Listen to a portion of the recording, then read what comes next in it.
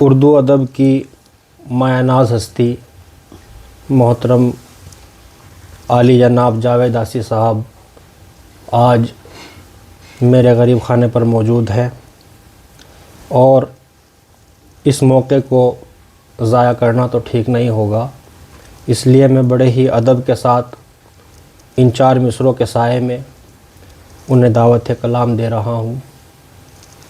صدائے دیتے ہوئے اور خاک اڑاتے ہوئے، صدائے دیتے ہوئے میں اپنے آپ سے گزرا ہوں تم تک آتے ہوئے، واہ پھر اس کے بعد زمانے نے مجھ کو رون دیا، ہاں میں گر پڑا تھا کسی اور کو اٹھاتے ہوئے۔ واہ واہ میں گزارش کرتا ہوں کہ اپنے چاہنے والوں کو جاوید صاحب تحفتاً کچھ اشعار نظر کریں۔ السلام علیکم۔ وعلیکم السلام۔ آج سرزمین منگلور پر حاضر ہونے کی سعادت حاصل ہوئی اور یہاں کے لوگوں سے مجھے کافی محبت ہے۔ اس نئے عہد میں منگلور سے ایک ابھرتے ہوئے فنکار، بہت خوبصورت شاعر، بہت اچھے لہجے کے شاعر جناب عمیر سمر منگلوری صاحب سے ملاقات ہوئی اور انہوں نے اپنے دولت کدے پر مجھے بلایا۔ میں نے بہت اچھا محسوس کیا۔ ایک ادیب سے اگر ملاقات ہو تو بہت اچھا لگتا ہے۔ یہ انہوں نے خاص طور سے رات کے موقع پر بعد نماز عشاء مجھے کہا کہ جاوید بھائی آپ یہاں آئیے گا۔ میں حاضر ہوا ہوں۔ ان کا اصرار ہے کچھ اشعار بھی سنانے کا، جی بالکل۔ تو میں حاضر کرتا ہوں۔ سب سے پہلے میں یہ کہتا ہوں کہ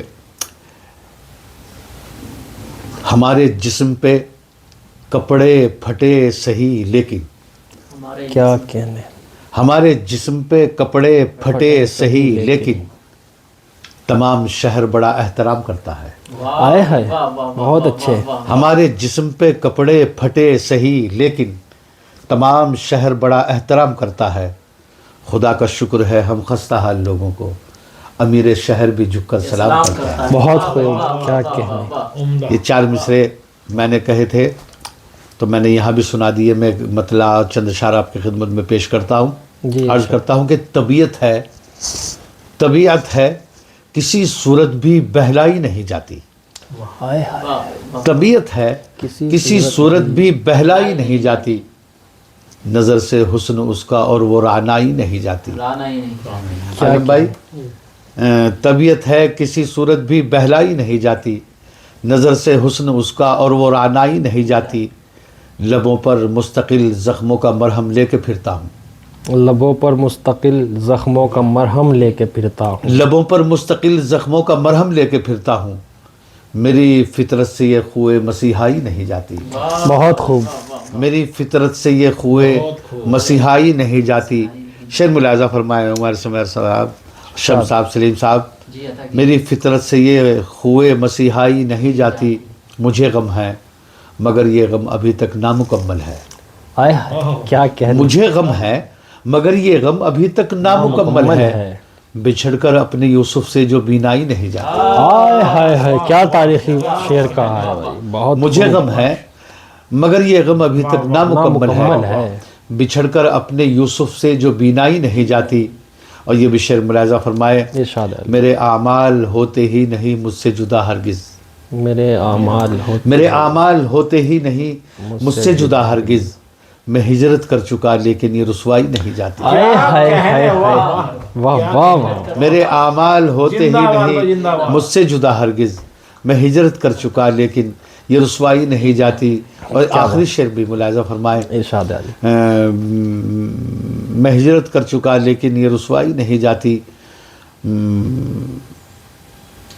ہاں، مجھے غم ہے مگر یہ غم ابھی تک نامکمل ہے، بچھڑ کر اپنے یوسف سے جو بینائی نہیں جاتی، اور میرے اعمال ہوتے ہی نہیں مجھ سے جدا ہرگز، میں ہجرت کر چکا لیکن یہ رسوائی نہیں جاتی، بچھڑ کر آپ سے اتنا اکیلا پڑ گیا ہوں میں۔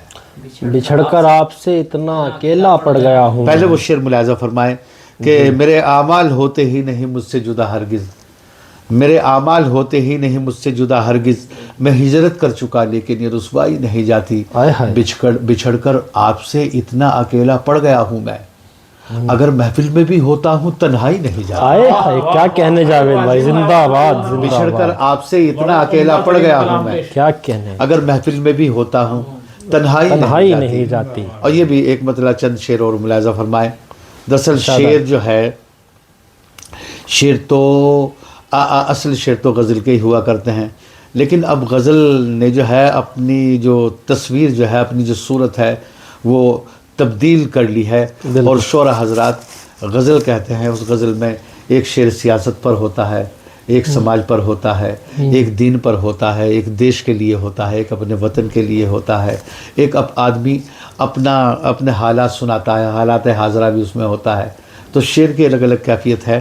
میں نے کچھ شعر کہے وہ ملاحظہ فرمائیں، جی ارشاد۔ خاص طور سے یہ آپ ملاحظہ فرمائیں منگلور والے، کہ دل کے کچھ زخم دکھانے کے لیے آیا تھا، دل کے کچھ زخم دکھانے کے لیے آیا دل تھا، کے کچھ زخم دکھانے کے لیے آیا تھا، میں تمہیں شعر سنانے کے لیے آیا تھا، آئے ہائے واہ، دل کے کچھ زخم دکھانے کے لیے آیا تھا، میں تمہیں شعر سنانے کے لیے آیا تھا، اس سے مطلب نہیں سایہ ہو میسر کس کو، اس سے مطلب نہیں سایہ ہوں میں، سایہ ہو میسر کس کو، میں تو بس پیڑ لگانے کے لیے آیا، واہ واہ جاوید صاحب کیا کہنے، اس سے مطلب نہیں سایہ ہو میسر کس کو، میں تو بس پیڑ میں تو لگانے بس پیڑ لگانے کے لیے آیا تھا۔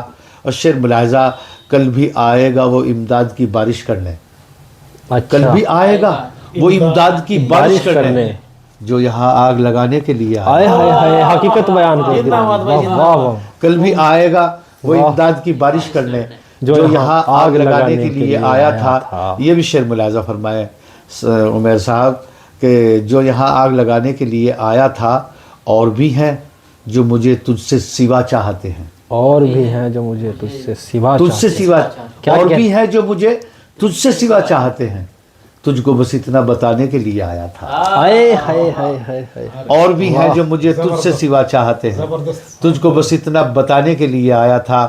اور یہ شعر پوری قوم کی نظر کر رہا ہوں، کہ تجھ کو بس اتنا بتانے کے لیے آیا تھا، ایک تو ہے کہ تجھے فکر نہیں اپنی بھی، ایک تو ہے کہ تجھے فکر نہیں اپنی بھی، جبکہ تو سارے زمانے کے لیے آیا تھا، کیا کہنے، ایک تو ہے کہ کیا تجھے کہنے، فکر نہیں واہ اپنی واہ، بھی، جبکہ تو سارے زمانے کے لیے آیا تھا۔ بہت بہت شکریہ۔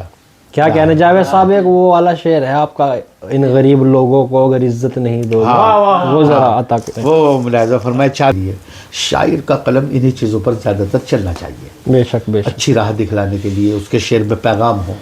تو میں نے وہی کہنے کی کوشش کی ہے۔ کچھ لوگوں کو تکبر ہو جاتا ہے، اور وہ جو غریب لوگ ہیں ان کو کچھ نہیں سمجھتے۔ میں نے اس پس منظر میں 4 مصرے کہنے کی کوشش کی، تو وہ ملاحظہ فرمائے، وہ میں نے کہا کہ بہت قیمت سمجھتے ہو، کوئی قیمت نہیں ہوگی، کیا کہنے، بہت قیمت سمجھتے ہو، کوئی قیمت نہیں ہوگی، کسی کو منہ دکھانے کی کوئی صورت نہیں ہوگی، انہی غربت زدہ خوددار عزت دار لوگوں کو آئے ہائے، اگر عزت نہیں دے پاؤ گے، عزت نہیں ہوگی، کیا کہنے، 4 مصرے مجھے اور یاد آ گئے، وہ بھی سن لیجئے، کہ میں نے کہا 4 مصرے کہے کہ وہ دیکھتے ہی دیکھتے کتنا بدل گیا۔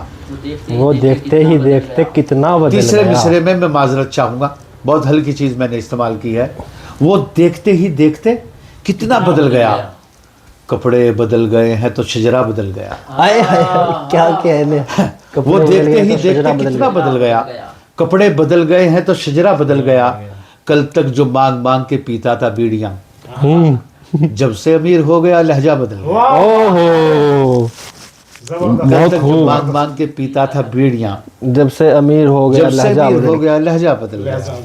معافی چاہوں گا، بہت حالانکہ یہ میرا انداز نہیں کسی پر بہت کرنے کا، خوب، کیا کہنے لیکن یہ میں نے جاوید چاہا صاحب، زندہ باد۔ بہت بہت شکریہ عنایت۔